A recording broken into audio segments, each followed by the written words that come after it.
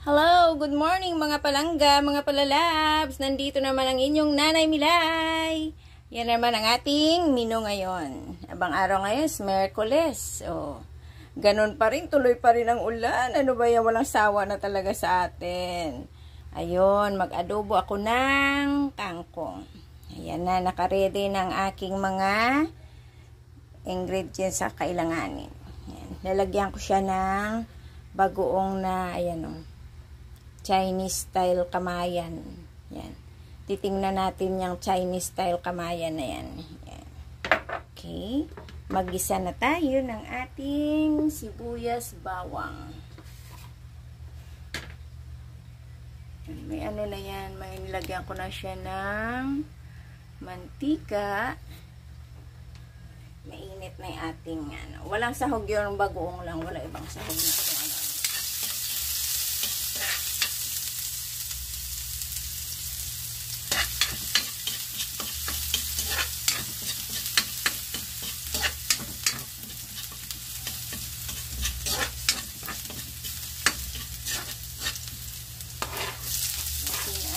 Sibuyas bawang. Simpleng ano lang to, parang gigisahin lang natin, pero lalagyan natin siya ng lagyan natin siya ng bagoong.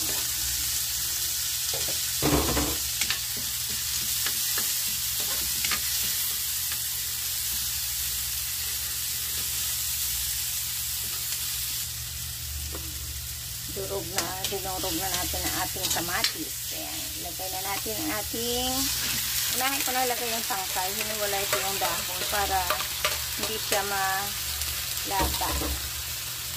Para hindi siya masyadong yung tangkay ng dahon. Kasi hiniwalay ko.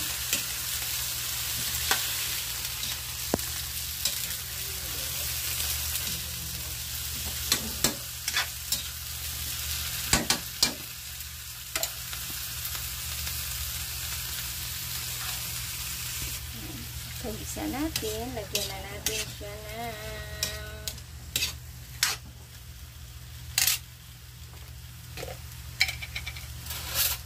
nalagay ko na ang kanyang bigoong.